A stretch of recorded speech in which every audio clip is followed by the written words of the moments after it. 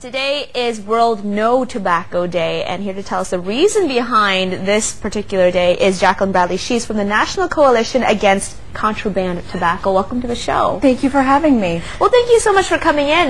This is a very important topic to start discussing and getting out there because not a lot of people know very much about contraband tobacco. Why is it such a big problem? Absolutely, and it's a national problem, and with World No Tobacco Day, and it is truly everywhere, it's a good time to sort of educate people on the perils of contraband tobacco. My daughter came home from a party, and by the way, a non-smoker, right, blissfully unaware of so many things until recently, and she said that they were at a party, and kids were handing out cigarettes from a plastic Ziploc bag. And I thought, of course, me thinking, well, that can't happen. Our children can't buy cigarettes. They're under lock and key. Every retailer has ID signs everywhere. How is this happening? Right. And in my house, the only thing I want my children pulling out of a Ziploc bag is their lunch. Yeah, exactly. So as a mom, I started to dig into this and do a little research and realize that this is contraband tobacco, which terrified me. And it's literally being delivered to schoolyards to children with no ID. The last time I saw a contraband pusher, he wasn't opening the back of his van and saying, "Johnny, would you like a cigarette? Can I see your ID?" Yeah, so I really got involved with the coalition at that point. Right, and I guess this is a trickle-down effect because you might be getting it from some friendly 30-year-old, who's selling it to the 14-year-old, but it goes, who's behind the 30-year-old, and that's where crime comes in, right? Organized crime. Absolutely.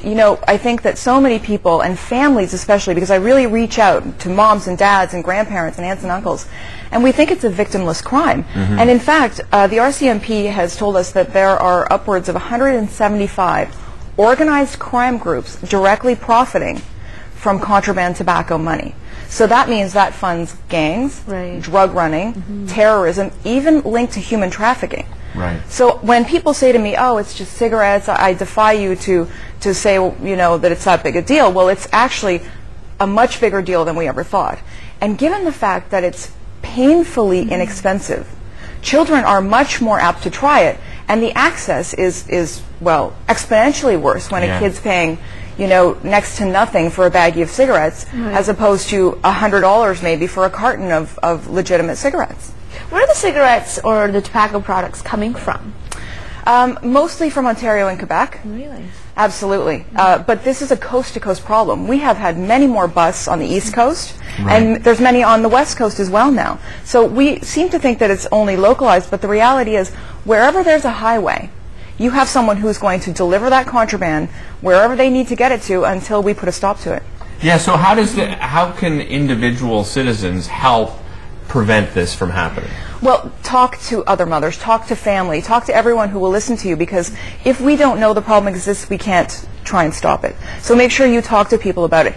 And go online, go to stopcontrabandtobacco.ca.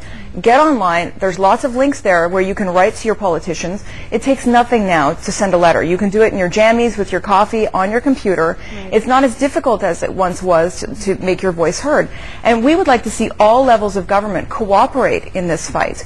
Because if we don't band together and really put a stop to this, our children and the levels of smoking that you see in the youth is only going to continue to rise, and that's frightening to me. And I would imagine you have a unique perspective. Not only do you have two young daughters, your husband is also in law enforcement. This puts their lives in danger as well because you're funding organized crime, right? I come from a long family line of law enforcement, and absolutely. Anytime you get organized crime involved in anything that's so widely funded, and given that the RCMP estimates it only gets between 5 and 6% of what's out there. Wow. And they've already busted, let's say, 119 million cigarettes last year. Yeah. And that's only 5 to 6%.